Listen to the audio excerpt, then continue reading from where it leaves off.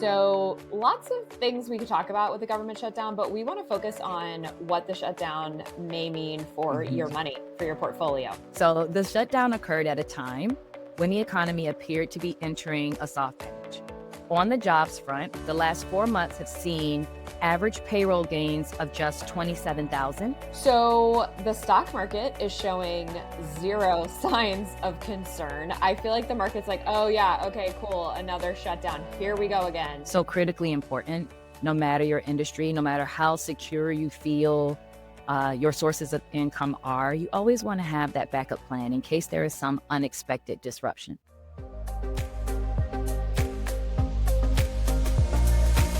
Hello, hello, welcome back. Hello, always nice to see you again. Great to see you too, partner. Welcome back, everybody, to Living Richly with Curo, episode 75. We are so happy to be back with you for another week, another topic, another episode. My name is Anne McCabe. I am the CEO and a partner here at Curo Private Wealth, and I'm joined, as always, by my lovely and smart and beautiful partner, Atricia. Hi, I'm Atricia Roberts, COO and partner here at Curo. Thanks for coming back. If you've been around for a while, thanks for checking us out for the first time if you're new to the pod.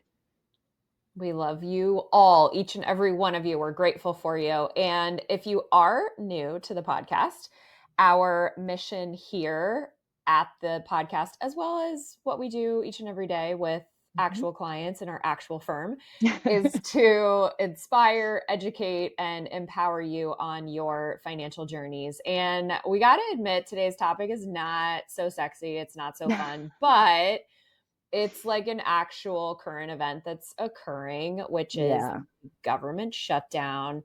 So, lots of things we could talk about with the government shutdown, but we want to focus on what the shutdown may mean for your money, for your portfolio. So, that is the angle we're going to take today. And we are, as of the day we're recording anyway, in the second week of the shutdown. If you look at betting markets, there is a high probability that the shutdown will last until at least mid-October. So there is a high likelihood that by the time you are watching or listening to this, we're still in a shutdown, unless they get their ish together, which we hope happens. Please But I'm get your it together. not holding my breath. Because there's a lot, and there's some like really sticky points, I think, that Yes. neither party want to budge on. Yeah, for Yeah. certain. Yeah. So the stock market is showing zero signs of concern. I feel like the market's like, oh, yeah, okay, cool. Another shutdown. Here we go again. Like Right. we're Keep just running. going up. Keep running. Yeah, exactly. So S&P 500 near all-time highs, NASDAQ near all-time highs. But it's important as investors that even though the market is shrugging this off, that we remain vigilant. And the way we see it, there are some important potential impacts to the shutdown, three in particular that could impact the economy. So that is what we are going to share with you today. And then we'll talk about how it could impact your portfolio. So, why don't we kick it off with the first? Yeah. So the first would be the drag from the shutdown, is what we're calling it here. So now, according to the New York Times, the current federal shutdown has furloughed 600,000 workers, with a further 700,000 essential workers being required to work without pay. I was just sharing with Anne before we logged on. I know one of those workers, and they're not a happy camper. Not so happy. Right. Federal workers are paid biweekly. So that means the next payday would be Friday, October 10th. So the shutdown should not have had a major impact on disposable income just yet. Also, both furloughed and essential workers are guaranteed back pay for the period of the shutdown. Now, with that said, if the shutdown stretches into more weeks, this could impose a small drag on consumer spending, especially in Curo's local market of the DC metro area. In addition, there are an estimated 5 million contract and grant employees working for the federal government who are not guaranteed back pay. So that's the drag. Yeah. People are not going to spend as much money. Yeah, They don't have money coming in. exactly. So even those who haven't felt the impact yet, I think are being very cautious even now with their spending because again, who knows how long this continues on. For sure. Yeah, it's not looking pretty.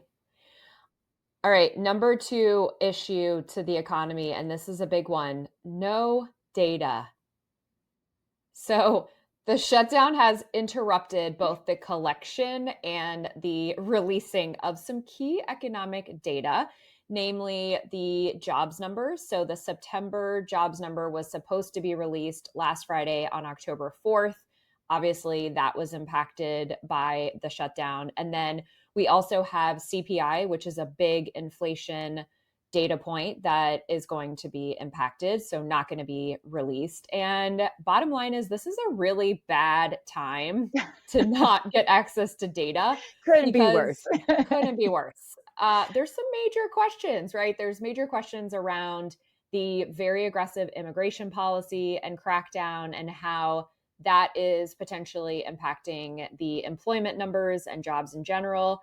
There's some major questions around tariffs and how those policies are impacting inflation. And the longer the shutdown continues, the harder it's going to be to track the direction of the economy. And the harder it's going to be for the Federal Reserve to set policy specifically around interest rates. Typically, the Fed says constantly they're data dependent. Well, they don't have data currently. Yeah. So that's a problem. Yeah, it would be nice to see some inflation numbers, to see some job numbers. And again, the S&P doesn't seem to care what's happening. But there's a very critical, we're kind of at a real influx sort of a period in the economy, and it would be nice to see those numbers. So please, guys, get it together. I mean, it makes our job harder. Not that we're institutional level investors, but we also track that data and sort of make our own personal assessment of where we think the economy is headed. So this should be a really interesting investment committee meeting for us this month. It will be. Yeah, not only the Fed, but Curo Investment Committee doesn't Right. have access Curo's to investment data. committee also would like this data. Thank you very much. Please and thank you. Okay, so the third would be the soft patch that we think we might be in. So the shutdown occurred at a time when the economy appeared to be entering a soft patch.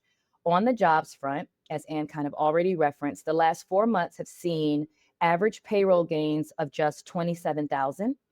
Additionally, the next few months look challenging for employment. So according to the Office of Personnel Management, or what we in the area call OPM all the time, more than 150,000 federal workers took a buyout offered to them in spring, and around 100,000 of these workers formally left federal payrolls as of September 30th, with the rest rolling off by the end of the year. So, jobs numbers would be some great data to view to give us an idea of where we are in the labor market as we try to make some prediction of where the economy is heading. Yeah, exactly. All right. So those are kind of the three things as we see it that impact the economy. Let's talk about investment implications now and what this potentially means for your portfolio. So we think that the main focus point here is really the Fed and their policies, as we've talked about previously. And in the absence of actual government data, we think that the Fed is likely to err on the side of being too easy rather than being too tight. And what we mean by that is that they are more likely to continue to reduce rates, which is what they had decided to do in the last policy meeting, as opposed to either pause or even hike. We don't see hike as a possibility in this next meeting. So futures markets, which bet on what the Fed is going to do with interest rates, are now pricing in an 84% probability of two or more 25 basis point, which is 0.25% rate cuts this year, compared to only 64% probability just a week ago. The only thing that's really changed is the government shutdown. So that leads us to believe that because of the government shutdown, the Fed is more likely to reduce rates, especially because they don't have access to actual data. If they did and we saw like a really hot inflation print or something like that, they may be less likely to want to cut, but they don't have access to that data. So, what this means for investors is generally speaking, lower interest rates can be positive for US stocks. However, when lower rates come as a result of political dysfunction, check, Check. Got that check, covered. got that covered, and or the prospect of slowing economic growth, also check. Right. It's less so positive for stocks. And we talked a lot about this in episode 72. It was called What Stocks Do After Fed Rate Cuts or something along those lines. So if you want to dig in further, check out episode 72. So to wrap and put a bow on this topic, even though the markets haven't blinked, and as we've said, stock markets both across the board continue to go up, the government shutdown does have ripple effects underneath the surface. And as investors, it's very important for us to always stay focused on the long run, try to mute the short term noise. And if we do see a bout of volatility come into the market, because all of a sudden the market cares about this government shutdown, then we need to make sure that, again, we're focusing on our long term plan. We're not making rash emotional decisions. And this is where also we reiterate the importance of having cash reserves, especially if you are a federal worker. Hopefully, coming into the shutdown, you had a nice, solid cash reserve position and savings account position. But if not, let's learn for next time, because this is why Atricia and I always talk about the importance of having liquidity in cash so that you can kind of navigate these challenging times. And speaking of that, if you want to talk about your individual situation, have questions, need help navigating this uncertainty, Atricia and I are always happy to chat with you and help you assess your specific situation. So always feel free to reach out. Yes, we would be happy to. And again, the long-term planning is so critically important, no matter your industry, no matter how secure you feel your sources of income are. You always want to have that backup plan in case there is some unexpected disruption. I don't know if shutdowns at this point are even unexpected. Right. They're not surprising. They're not surprising anymore. Like, they happen, even if they're just a few days, even if they drag on for longer. So you always want to make sure you have that backup plan, that you understand what you need in cash. We love that word, that phrase, cash reserve, so that if the government decides that you can no longer work until they figure out their political issues, you can still meet those needs and expenses that you have to take care of in life. Yeah, exactly. Yeah. And call us. We'll help you figure it out. Yeah, for sure. Happy to. Yeah. All right. Well, this was a nice, quick episode. What do you have for a closing thought for today? Yeah. So the conversation you and I had offline yesterday reminded me that I think I mentioned the creation of a personal value statement on the pod. And Mm-hmm. I promised to provide like updates as I was coming up with things. So I added a new word last night. And I went back and forth on whether or not it should be a different word. But I think the word that captures it is probably intellectualism. But if we want to make it a little more user friendly, we'll just call it curiosity.